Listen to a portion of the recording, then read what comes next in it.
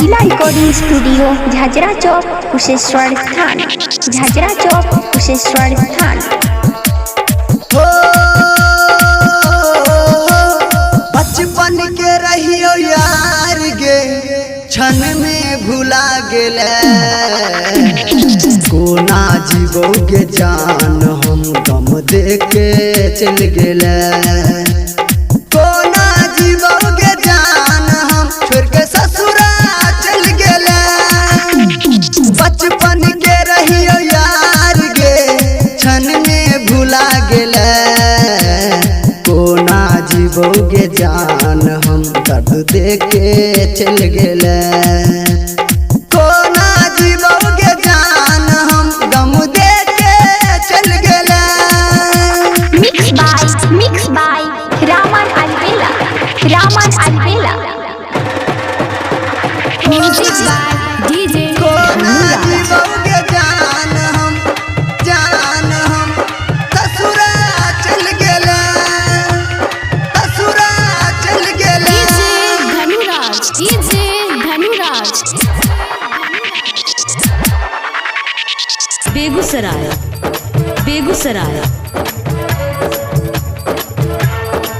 छोड़ के ससुरा चल गेलही कोना जीवऊ हम गे जा गम दे के चल गेलही जहर पीबऊ हम गे जा छोड़ के ससुरा चल गेलही कोना जीवऊ हम गे जा गम दे के चल गेलही जहर पीबऊ हम गे जा साथ जियई मरई के कसम दिलवा तोड़ गेले बचपन के रहियो यार गे क्षण में भुला गेले कोना जीवोगे जान हम छोड़ के ससुरा चल गेले कोना जीवोगे जान हम दर्द दे के चल गेले।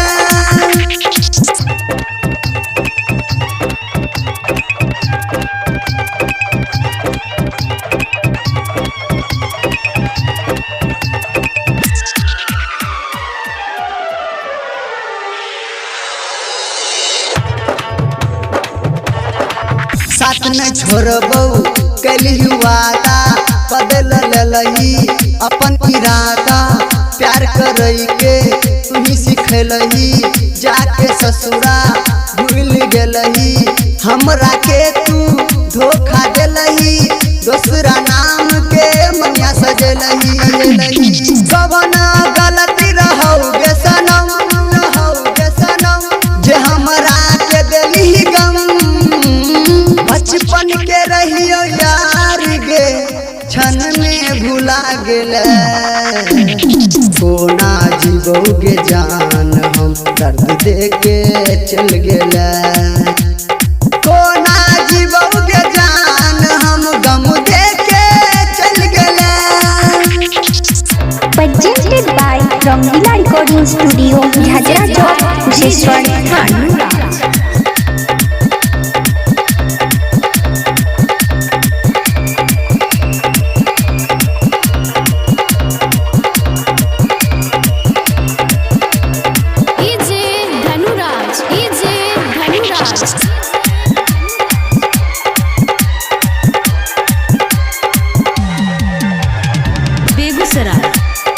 बेगूसराय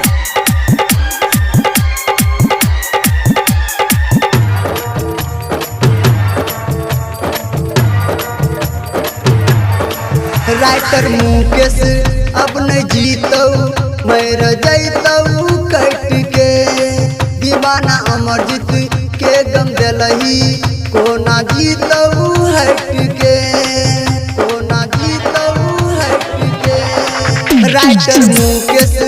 अब न जीतौ मर जैतौ कट के दीवाना अमरजीत